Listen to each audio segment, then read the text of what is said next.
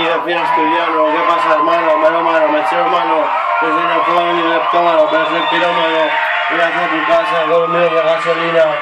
¿Qué pasa? Que el cirus te asesina, te quema la hoguera de San Juan. En tu casa te comerás enteras mis letras líricas nocivas. Aquí está mi oraco, mameluco, y mi dineraco, oraco, dineraco, oraco, dineraco, oraco, dineraco. ¿Qué pasó, bro? Mi cuenta no es la del Fiel Asturiano, os estáis equivocando. Esa es la de mi DJ Santa María.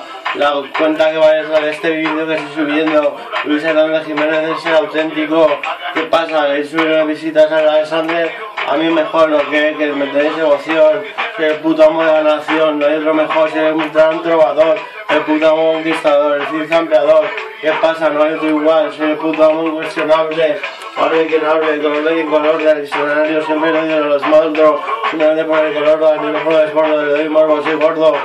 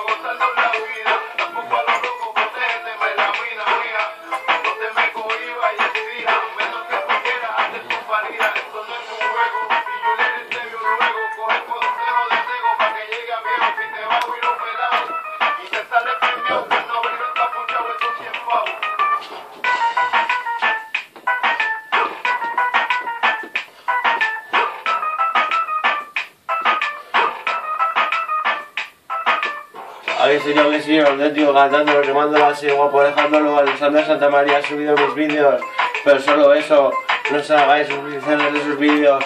Mi cuenta es Luis Hernández Jiménez, esta es la que tiene. Aquí se acaba el CD, aquí está mi billetada, ahí el grafite del cuarto.